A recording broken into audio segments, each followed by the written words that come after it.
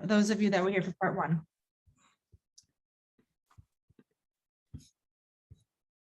Okay, so diving in. So I wanted to put together kind of like a memory jogger, something like a checklist. So as you're thinking of some of your marketing goals, you can think of some of the ways that you'd like to market your product or service. And obviously, I'm not asking you to pick all of these. I'm asking you to pick a couple that you feel comfortable with and that you're really committed to using and implementing to grow your business. So I have them broken down by offline and online, and offline is some of the more traditional marketing, advertising, some trade shows, pop-ups, magazines, newsletters, live events, those types of things, radio. And then online marketing is all of the digital aspect, your website, your email newsletter, if you use influencer marketing or any of your page strategies. So I just wanted to give you kind of an idea of some of the ways you could be growing your business, just in case when you went through part one, you weren't completely sure what direction you want it to go. So we're going to begin with keyword strategy, and this is not an SEO workshop. However, you do need to know your target keywords, because you'll be implementing these, and no matter what strategy you decide to use, if you have a strong keyword foundation, they will carry over into the other areas of marketing.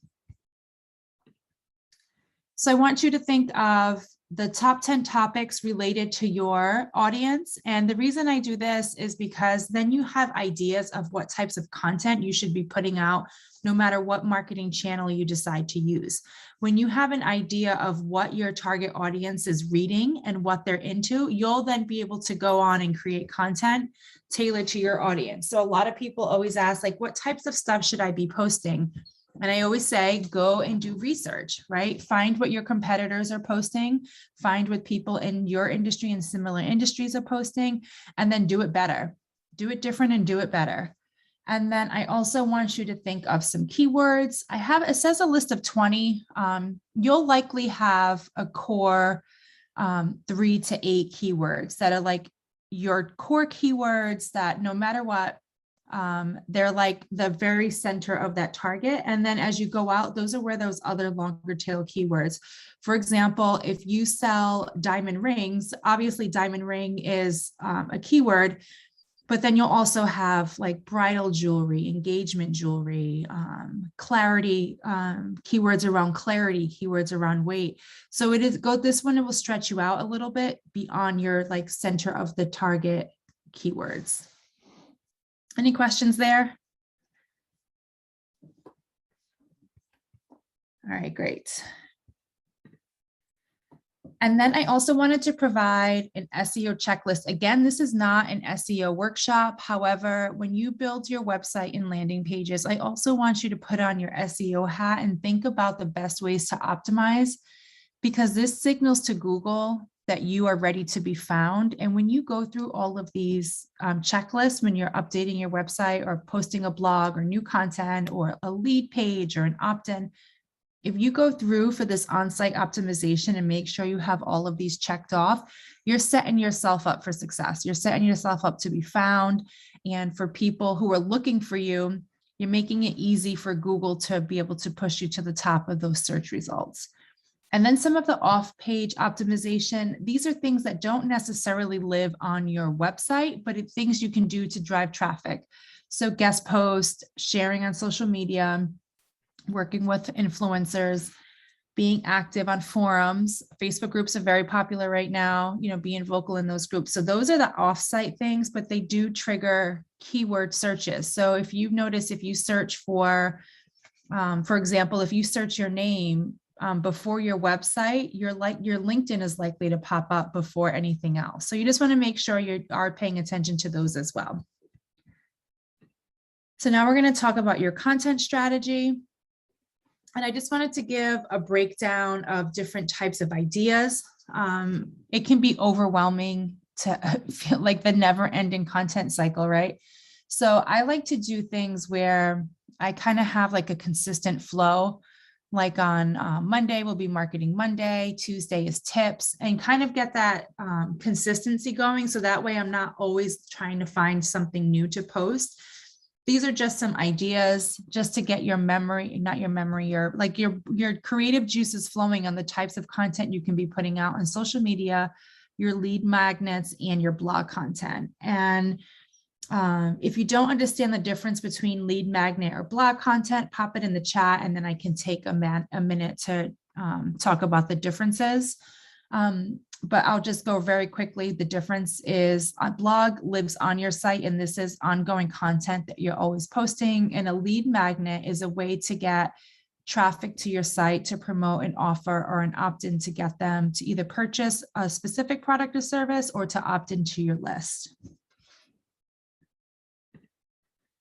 And then as you're going through, if web and blog is on your goal, you want to think about what that flow looks like and what action you would like a user to take when they get to your website. So if you want them to come to your website and opt in, you have to think about what that call to action is. If you want them to purchase something, you want to make it very easy for them to purchase. So someone asked for an example of a lead magnet, and I'll continue talking, but I'll also look one up as I speak. And you want to think about all the time when you have someone who is visiting your site, you want to think about what you want them to do when they get there. Because if you just want them to browse, then they can just browse and then that's it. But ideally, if you're getting people to your website, you want them to take an action. So you have to figure out what those actions are. And I pulled up a lead magnet. I will share my screen so you can see an example of a lead magnet. I don't know if this will work when I drag it over. You tell me if you can see it when it gets there. Can you see that? It says opt-in monster. This is an example of a lead magnet. It's something where you have someone come to your page to take an action. So it could be you're asking them to download, you're asking them, but look at a lead page. There is a company called Lead Pages, and they do a great job on creating opt-ins and templates. So if you just go to their templates and you see some examples of a lead magnet, where you're going to a website and you're specifically going to take an action. So this is a good one. You have somebody come in. I don't know if it'll make me sign in. And then you want somebody to take action. They're booking a spot now. Does that answer? Does that make it more clear? Yes, yes. Thank you. Okay, perfect. Great. All right. Great question. I also wanted to give you a quick planner for email marketing. This is just in case email marketing is on your goals, just to kind of get your brain working on how you should be thinking through your emails.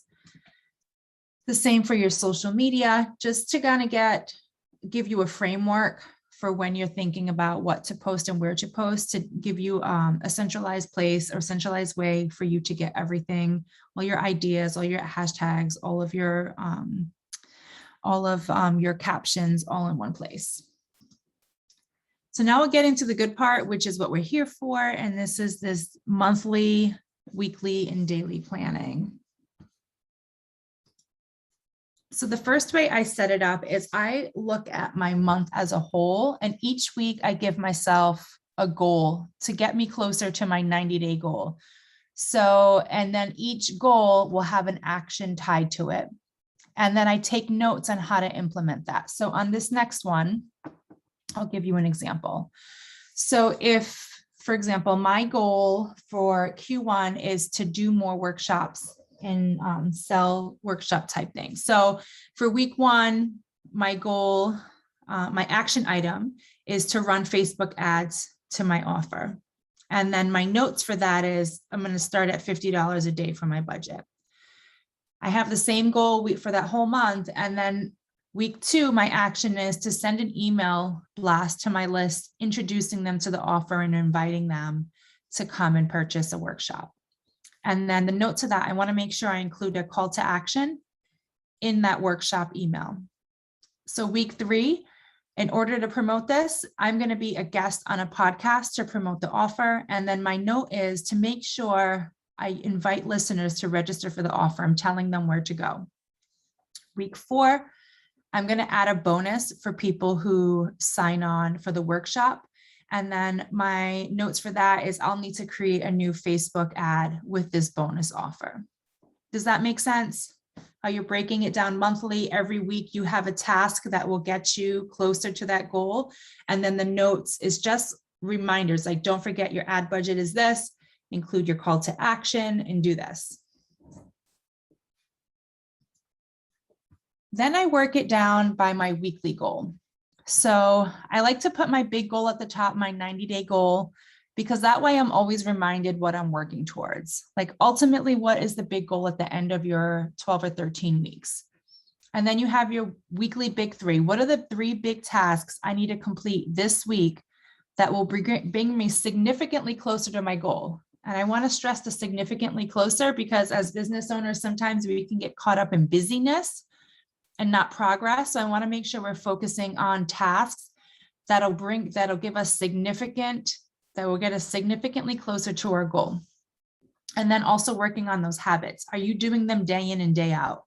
Right? So if you know you have 3 big tasks to complete for that week, are you going really hard on Monday and then not going hard until Tuesday or not until Thursday and then maybe Saturday? Right? So you want to make sure you're also taking daily action towards those goals. For an example, if my 90-day goal is to sell $25,000 in workshops, I know that for the big weekly 3, I need to create these ads. So that includes creating the ad images, creating a landing page, and creating a thank you page. And that's all I'm working on. Like that is my focus. Everything else is taking the eyes off the prize. And then I want to make sure I go through and map out those tasks for the week. Then I carry them over into a daily plan. And then I think, what is the most important task for this day? That is your priority. That is the number one thing you should be focusing on. Everything else is noise. Everything else is busyness. Of course, there's day-to-day actions we have to take as business owners, but the priority for your day is number 1, and don't do anything else until you complete that task. For example, if I have to create an ad, I know the things I need to do for an ad is create the asset. I have to do the ad copy. I have to upload it, but I can't do any of those other things until my primary task is done. Then you have your secondary tasks. You get these done, your day is even better. It moves you closer to your goal a little faster. And then the additional task is after all of your primary and secondary tasks is complete, then you move on to those additional things. And this is just to help you prioritize where you should be spending your time, because it's really easy to lose focus and not focus on income generating activities.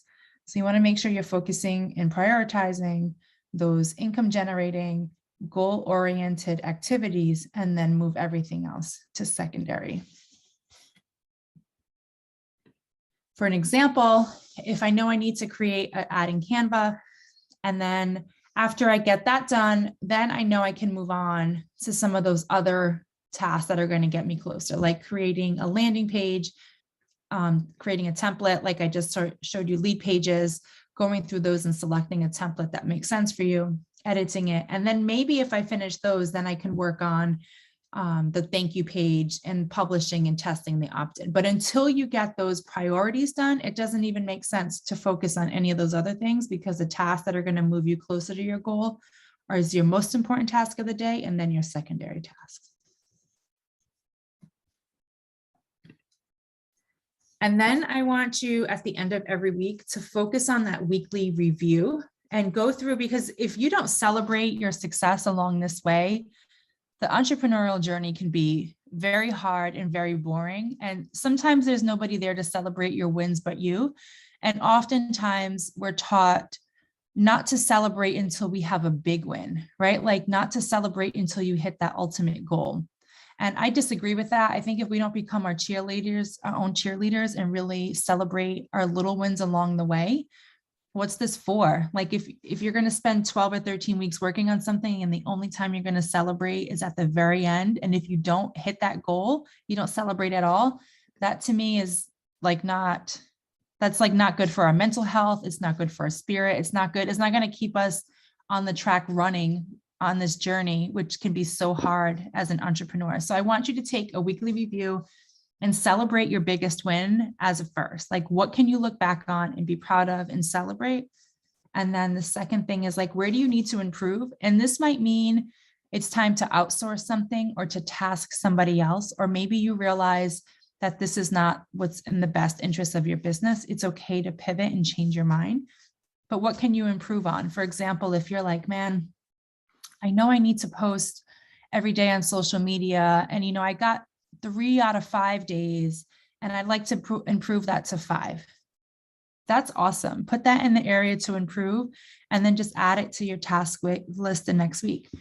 And then I like to also gauge my progress tracking, like as a percentage, like how hard was I really working to it? And this forces me to be honest with my effort, because a lot of times, like I said, we can get caught up in busy work that's not really income generating, and you're busy, you're overwhelmed, you have a lot going on. But when you look at how much time you spent on your focus tasks, it can open up your eyes to how to look at your calendar differently and how to look at your priorities different. So I like to look at my effort as an overall, as a percentage, because then if I'm like, I can't understand why I'm not hitting that goal, but as I go back and review, I realize I've only been at that 25 to 50% effort, then I have to have a real conversation with myself. Is this a goal I really want, or are these the tactics I want to use to achieve that goal?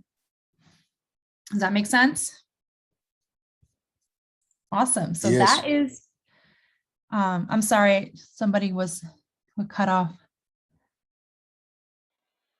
They were just letting you know it made sense. Okay, perfect.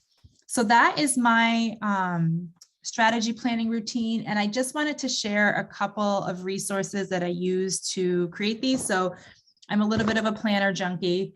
So the Finisher's Journal is one of my favorites because it really does have you focus on those couple of tasks. It has your secondary and primary. It has that format.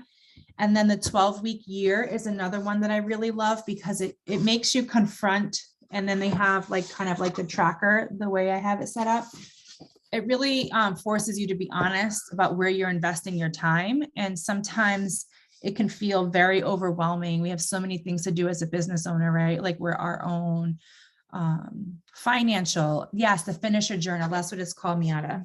We're our own marketing agency, we're our own accountant, we're our own everything, right? So sometimes like being accountable with ourselves is the hardest part of being an entrepreneur, being a business owner. And then my final favorite planner is the Evoke Intention Planner. And this one really just helps align your intentions and makes sure you're showing up for who you say you want to be and the goals you want to accomplish. So I kind of bounce around between journals, and this one focuses on energy and intention, which helps me just keep my spirit up and when it gets hard. So these are my 3 favorite journals. I can have, when I send Elena the workbook for this session, I can include the names of these for you to see if it's something that you would like to implement, or you can just print out these pages and use these, because it's kind of like a hybrid of all of my favorite methods for planning that helps keep me on track, that I created this workbook for. Any questions?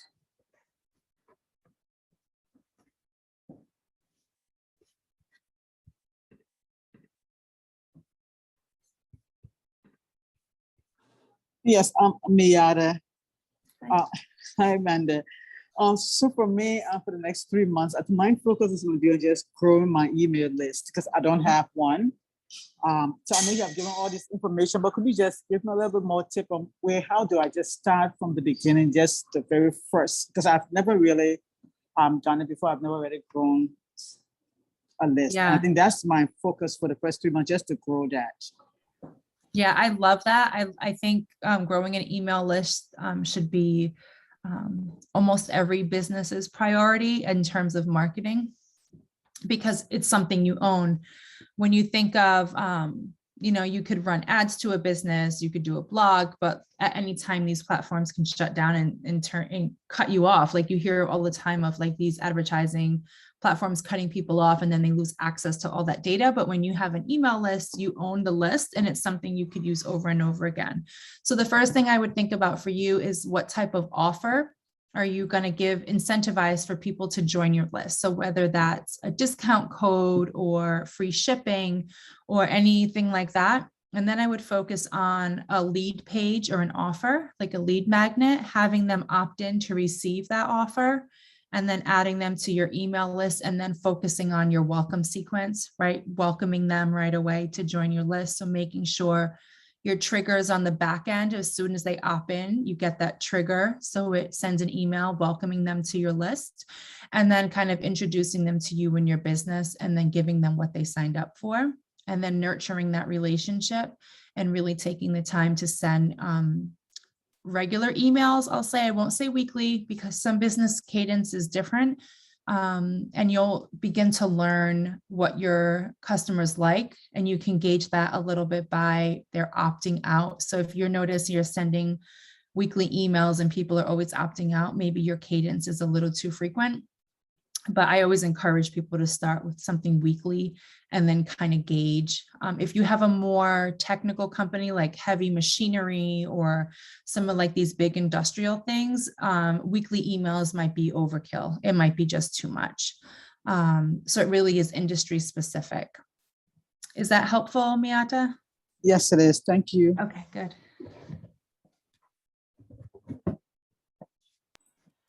Thank you. I'm going to send out a poll. It's 2 quick questions, so feel free to answer them. Amanda, great job. Thank you. Do people have any other questions?